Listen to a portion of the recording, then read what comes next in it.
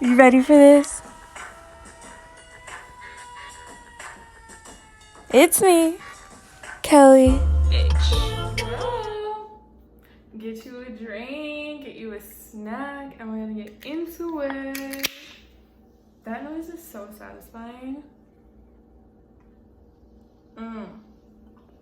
So, this episode was very exciting. I really enjoyed watching it. So I am gonna jump right into it. But I have a couple announcements. So today's Sunday, right? And I usually do these videos on Sunday. So that's not changing, but they're gonna be adding Family Chantel and Love in Paradise to the roster. So on Mondays we're gonna get Family Chantel. On Fridays we're gonna get Love in Paradise, only on Discovery Plus. This is not an ad. And I will also be reviewing those. But this week I will make a video tomorrow, Monday, for Family Chantel, and on Friday about the premiere of Love in Paradise. But then after that, they're all gonna be combined on Sunday in the Sunday video. So that's what's gonna happen with that. I just wanted to have their own videos this week, but once we get kind of into it, it'll all just be the same video, if that makes sense. Just because I like to take my time when I'm doing these videos and drink and make it a party. And that's just not gonna happen 3 times a week. Girl, I'm 26. We're getting old. So that's what's going on with that. I thought I had the subscription of Discovery Plus where there's no ads, because I remember I went through and I said I can't be doing all these ads, but I still have 3-minute ads every 5 minutes. It's ridiculous. There's so many ads on there. The episodes are only 1 hour 25, and it took me 2 hours to watch this episode. I have shit to do. So if any of you guys have Discovery Plus and you have a subscription with no ads, let me know how you got it, because I thought I signed up for it, and I even got the confirmation page which says you signed up for it, but clearly I didn't. So let me know what's going on with that. I always stare at myself when I'm making these videos, not gonna lie, and I'm kind of having an ugly day. I feel ugly. I don't know if any of you guys have those days. Also let me know. But it's so weird because it's me. You know what I'm saying? I should have similar thoughts about myself every day, but I don't. And today it's kind of weird. It's girl, you're fine. Everything's good. So yeah, I'm just feeling a little self-conscious. Let's move on. Enough about me. This is season 9, episode 8, Get Off Your High Horse. Jabri brawls with David. Mohammed expects Eve to convert. Thais hopes for a John-free future. Okay, when I said John-free future, I thought it was like a saying people say, but because I couldn't figure out what that meant, and then I was like, oh, that's his brother's name. But you know how they call pimps Johns? I kind of thought they were going there, but then I was but she's not. I was confused, but then I remembered. Anyways, Ari finds out Benny is sparring with a woman, and Kobe snaps at Emily, and then also Shida thinks Bilal is a neat freak. There is no Pixar and Son this episode, no Karen Guillermo. I'm kind of I don't feel any type of way towards them. I take them or leave them. I don't really care. So I'm going in order, of course, as always. So we're starting with Bilal and Chida. So basically what was happening was Chida said, I don't want to go to Juma. I almost called it Zumba. I don't want to go to Juma. I just don't feel like it. Last time she had went, Bilal was being an asshole, and it was basically I will leave you at the side of the road. You're gonna have to take an Uber. I don't wanna, go anymore with you. Basically, because they had gotten into that little fight. So this time she's hell no, I don't wanna go. And he's getting upset and everything. And she's like, I don't know where you're from, but where I'm from, women don't have to go. She's like, no, bitch, listen to this. I'm not going. And he was like, well, you know, I was into you because you're like a Muslim woman and like part of the faith is to like do all this. And she's like, I don't care. Like, I'm not going. I'm not going, full stop. I was like, good for you. Good for you. And he was just like pissed, but like he went anyways. And that was kind of that. I was like happy for her because she shouldn't have to go if she's not feeling like it, honestly. And she wasn't. And I wouldn't want to go either after that whole thing. So I'm glad she stood her ground. I think that he thought he was getting like this submissive like woman, and that is just not the case. Chida does what Chida wants to do, and you can't tell her nothing, and I love that for her. While Bilal is gone, Chida prays. She washes her like self and her feet in the kitchen like with the sink, and then she gets like little drops of water on the floor, and okay, whatever. But Bilal comes back and he's like pissed. He's like, I can't believe you did that. He's like all like, woe is me, like all this shit because she got little drops of water on the floor. And he's like, this is a wood floor, like it's very bad for it, like all this shit. And he just needs to chill the fuck out. And then apparently she put the like forks away wrong or some shit. And he's like,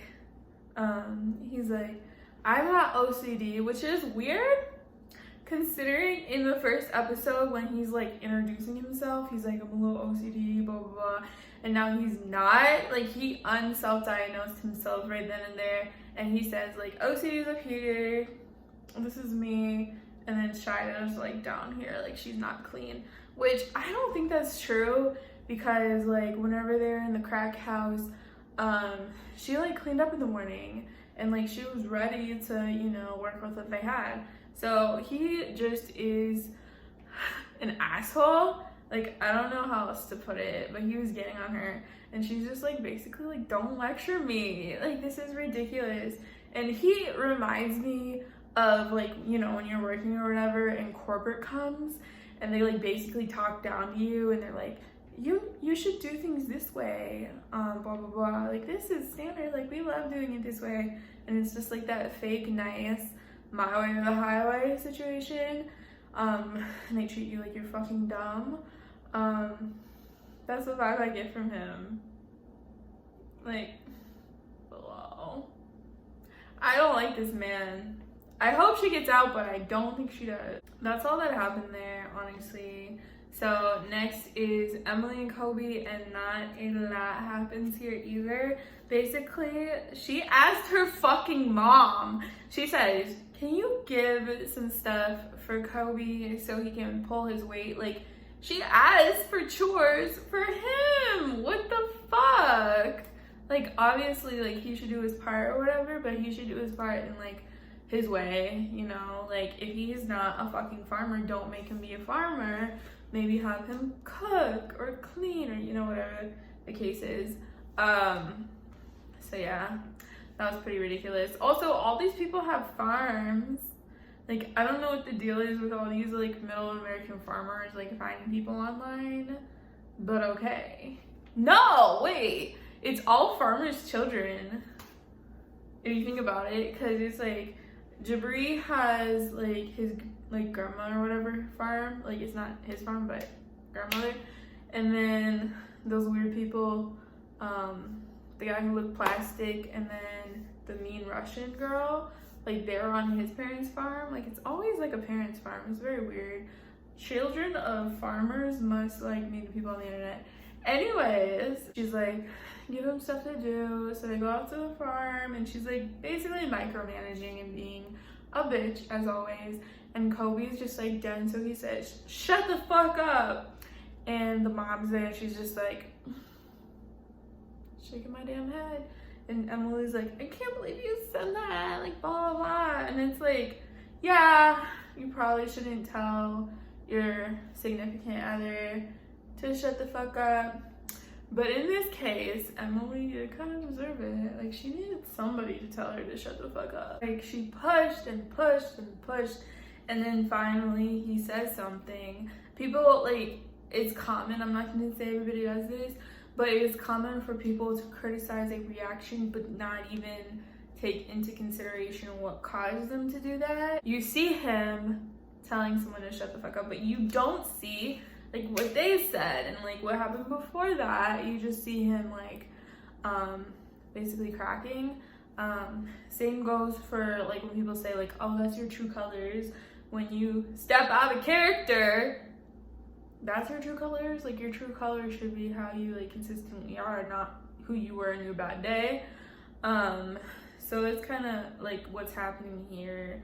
I think he's just stressed. He's in another country. He doesn't know these people, and now they're making him be a farmer. Like, that's a lot. That's a lot. So he comes back in the house and he's like, hey babe, or like whatever, and she's like, babe, don't call me babe. And he's like, well, you were like yelling at me, bitching at me, like whatever. And she's like, I was talking to you? Like, this bitch, I just don't like her. I think she's one of those people who thinks they're funny too, and they're just like not. She kind of like reminds me of Kaylani, except like Kalani was like, she was actually pretty funny and like had a like redeeming traits and like an okay personality, and like she's probably just stressed out in her episode. I don't know. Like, Kalani's like redeemable, but Emily is just not. The way she's always like on this man and talking down to this man and like not letting him like be there for his child in the way that he wants to be. Like, it's a lot of bullshit. So I don't like Emily. I think that is her true colors, because that's how she consistently is a bitch. So people on the radio were actually talking about her, because like whenever I get in my car, like it plays like the radio before my Bluetooth connects or whatever, and the lady, she's like, yeah, there's this girl on 90 Fiance, and like she like gained a bunch of weight, and like when they like met, she was like a different person. They were talking, I think, about like how profiles are different or whatever. But yeah, I thought that was funny that they mentioned her. Anyways, nothing else happened. So now it's Febreze and David, JK, Febreze and Moana. So they're gonna go to Chicago and see David. And like in the last episode, it seemed like Moana did not want to go to Chicago, but that's not the case. Like, she did want to go see the city or whatever, she just didn't want to see David. And that makes more sense, because it seemed like she was just like, Chicago, why am I going there? But it's not that. She just didn't want to see David. So that makes sense, and I wouldn't want to see someone I didn't like either.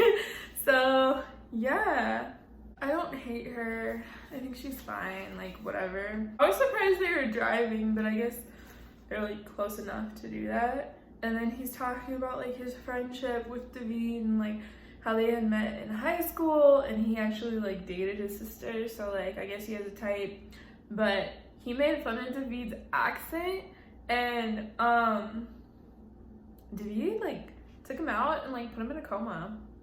I was shocked when he said that. I was like, whoa, what the fuck? What did you just say here? That was surprising. So I guess he and David weren't always like BFFs, like godfather, godson, like they have a history. And also it's funny that he said that he made fun of David's accent, because when we meet David, he's talking like he's dead ass from the hood. They both don't really talk like they're from South Dakota, honestly. Like, I don't go to South Dakota, like, even though I'm in North Dakota, like, I never go there. I don't really know a whole lot about the state, but I'm guessing their accents are probably like this right here. I have a little bit of a mix of an accent because my parents aren't from here, but they're probably supposed to talk like me. And his mom, I can definitely tell her accent. But yeah, him and David, like, they kind of talk like they're from the hood, and it's like, bitch, you're not from the hood.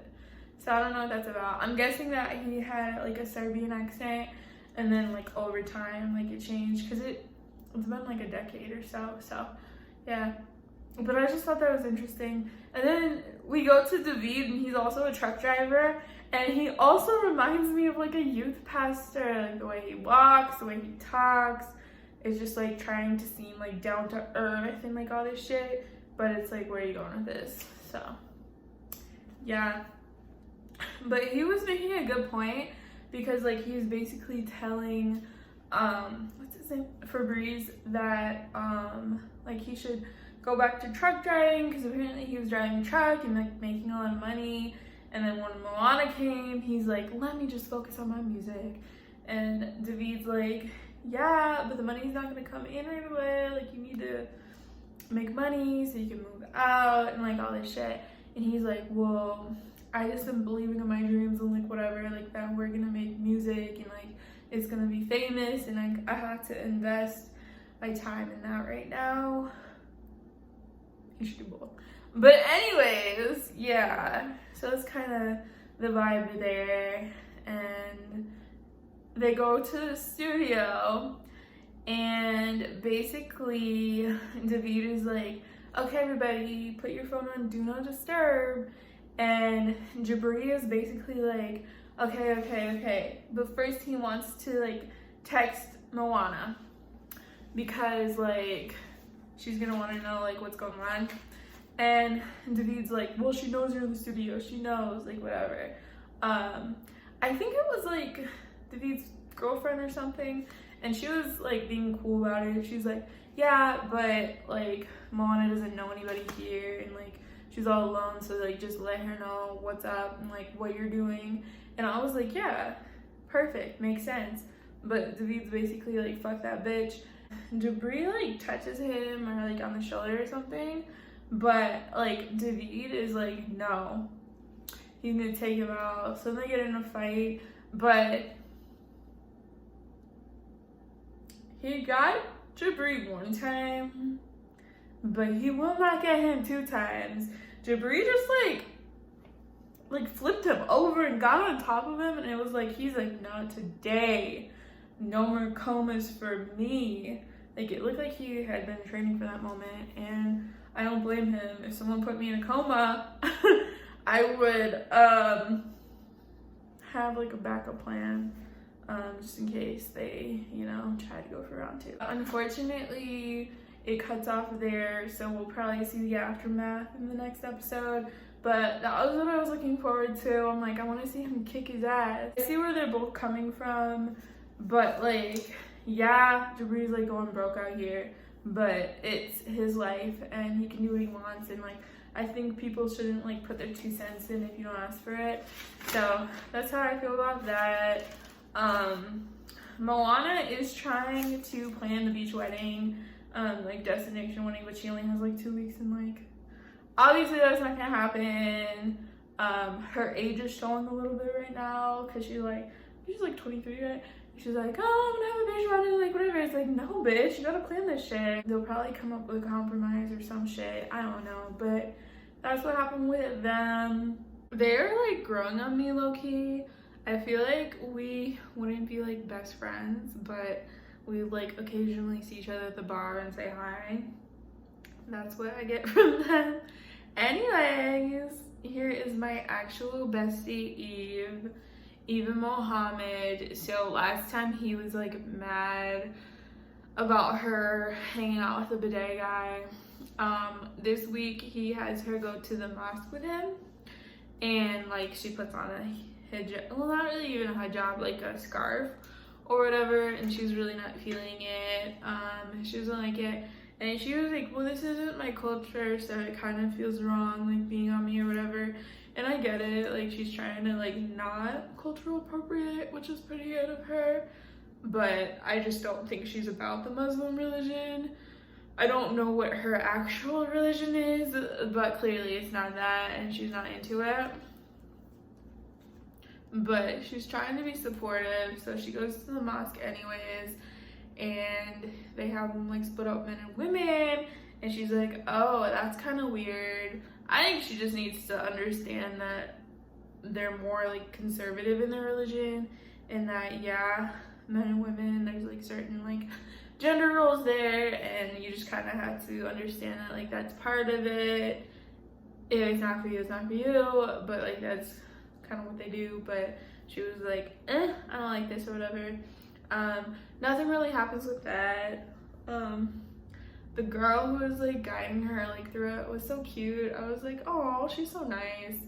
But that's kind of all that happened there. Mohammed like really wants her to convert, but obviously she's like, no, I don't want to. So I don't think she will. And then after, she goes with her friend Tatiana to the bar. I do like how her friend said that she's like, okay, yeah, questions were a little too far, but she explained that she just wanted to, you know, see what's up with him. He is kind of mysterious, so that's what was going on there. They can't still be together, can they? They're so not compatible, so I kind of hope not. I guess time will tell, but I hope not. Ari and Binyam are next. I honestly, like, whenever he first said, like, oh, I want to be an MMA fighter, like, whatever, I was like, okay, like, whatever. But I, like, this week I kind of realized, I'm like, well, he doesn't have his green card, so he can't work. So if he really wants to make this happen, then, like, he should be, like, training and whatever, and, like, you know, seeing what he can do, if he's actually good at it, if it's actually realistic. So they're gonna go, they find an MMA gym for him to fight at. It looks legit, it looks pretty good. And like they have like everything there. They have like how do you say it? Jiu-jitsu shit. They have like boxing, like they literally have everything, and it looked pretty cool. So, and the trainer seemed chill as well. Like honestly, it just looked like a good environment to train in. And basically they were saying that like he needs to train like 2 to 4 hours a day, every day, which is a really big commitment. But if he's gonna do it like a job, he should. Usually I would say like this is kind of like dumb to go after, but he seemed to be training that much in Ethiopia with all that he was doing, and he was a personal trainer before. So I mean, I don't see so much wrong in it because he has the time to do it since he can't work. Yeah, he should like take care of his child, but even if it's 4 hours, like the max a day, like you can be away from your kid for 4 hours, you know, as long as you're there like the rest of the hours and present, you know. But yeah, I support, because I feel like he can do it. And honestly, if he can't, like pretty soon he'll like have to stop. So yeah, if anything, he can like network and become like a trainer or whatever, and so that would be cool. Like, I don't have a problem with it. I think if like my boyfriend was doing it and he couldn't work and I had a job and we had childcare / he would take care of the kids like at other times, I think I would support it as long as he's responsible, whenever, you know, like he can be. I think it'd be fine. If it doesn't work out, he shouldn't like keep going at it and going at it and going at it. He should say, okay, whatever, hang up his boxing gloves. But it's worth a shot, I guess. That's kind of how I feel about that one.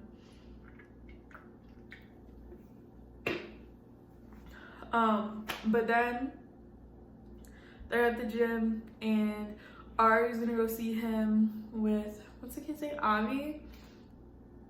And she sees that he is practicing with a woman, and like she's like not into it. She's like, watch him. And she like has like a random person watch her kid. It might have been a producer, honestly, but she's like, watch Avi. And then she like confronts them and she's like, wow, what, she's like, what are you doing? Like, what's going on? Like, what's your name? And she like confronts this girl, and her name's, she's like Melissa, and she's like, why are you fighting like with him? Like, do you have a boyfriend? Does he know? And she's like, no. And Ari's like, well, why are you wearing makeup to the gym? And she's like, I just have it on as I should. And I'm like, Melissa's a badass. Like, I support Melissa. And honestly, she was wearing like minimal makeup. Like, I'm wearing makeup right now. As much as I'm wearing, she was wearing, and it's really not like crazy. And she's like, why do you have on lashes? Like all this shit. And she's just like, they're there. You know? She probably had lash extensions. Like, honestly, that's probably what it was. Because like those are always like on, yeah, whatever. So that's probably all that was. Even if she wants to wear makeup to the gym, she can wear makeup to the gym, especially if she's like a professional. Like, that's your job. Like, I wear makeup to my job, you know. Yeah, sweating, probably not the best, but like, whatever. I wear makeup to the gym sometimes, and it's not even intentional. It's because like I was doing shit earlier in the day, and then I go to the gym, and I'm not gonna like stop and like take it all off. I don't put it on for the gym, but it's like if it's later in the day, I'm not, you know, I don't have time for all that. So I mean, if people want to wear makeup, they want to wear makeup. Like, I don't think people wear makeup for anybody else's. Well, okay, some people might wear makeup for other people's approval, but I think for the most part, it's just like, that's what you like to do. It's what you like to do. It's like your look, it's your aesthetic. You deserve to have a look and an aesthetic. Everybody does. Do what you want, you know? Like, she needs to fuck off. Like, Melissa seems decent, and they're just working out. They're just training together. Like, it's really not a big deal. And like, she's like, well, he should have told me that he was like working with a woman, like whatever. But like, I used to like take boxing classes for like a hot minute, and I would train with like a male trainer, and I had a boyfriend at this time, and like, I didn't feel the need to be like, hey babe, I'm like working with like a male right now, don't worry about it. No, I didn't even think about it. It didn't even cross my mind. And then like in passing, I was like, oh yeah, my trainer is like, whatever. Not a big deal. It's just working out. It's fine. Like, it's not a big deal. It's fine. Women have male trainers all the time. Men can have women trainers. Like, it's dead ass fine. So she's just being like a bitch for no reason. They're like, I hope they break up, because it's not good for their kid. Like, they hate each other, and like, that's fine, but like, break up. No need to stay together. I wish Binyam well on his journey, and like her as well, I guess, but like, she's wrong. Thais and Patrick, also a couple that's growing on me. They are moving from Austin, right, to Dallas, and Thais is like, yay, I'm excited, like, moving out of that house. But she thought there was gonna be no John, but apparently John is going with them. This situation's kind of weird, and I think our friends Patrick and John need therapy, because what it seems like is a lot of codependency. Apparently Patrick didn't have the best childhood, and like, he and John like are getting through life together, which is fine, but you don't have to live together. And she was like, are you guys gonna live together forever? And he's like, LOL, no. But like, it kind of seems like they might. There's a lot going on there. Yeah, it's kind of sad, honestly. And you could tell, like, when he was like talking about how he and John need to stay together, he was like, no, we really need to stay together. So something's going on there, and I kind of feel bad for him, not gonna lie. He seems like a like okay-ish person. He kind of reminds me of Ronnie from Jersey Shore, if you know, you know. But yeah, and then so Thais is like not excited. When they're moving there, like, he has a Tesla, and like, they were like, and she's like, can we stop and like fuck or whatever? And he's like, yeah. So they stop and fuck, which honestly is goals. So yeah. And then they finally get to the house, and Thais doesn't like it. She says it's like smaller, and like John has more space in the bottom than they do. and she's not feeling it. I thought it was nice, and he's like, this is nice. Like, I used to live in like a trailer park with 6 people. Like, this is nice. And she's just kind of like not having it. I think she's being petty because she really doesn't want to live with John, and that's something they need to work out. They made it seem like he was a door-to-door salesman, and now he's saying that he like oversees like all these like companies. So it's like, what does he actually do? Unclear. But he has money, so there's that. But yeah, that's basically all that's happening there. This was kind of not like a lot happened in this episode, but like I still liked watching it. You can really like feel all their personalities now, and like kind of see how they are. So I'm getting used to them, and I'm like kind of liking this cast, surprisingly. So yeah, I don't know how many episodes this season is gonna have. It seems like the other ones had like 12 to 13, and this is episode 8, so at least we'll have 9, 10, 11, 12, at least like another month of this shit. So we'll see. And it's just getting better, so hopefully it keeps getting better. Yes, but I'm here no matter what. I made videos on those boring ass episodes, so you know I'm gonna be here.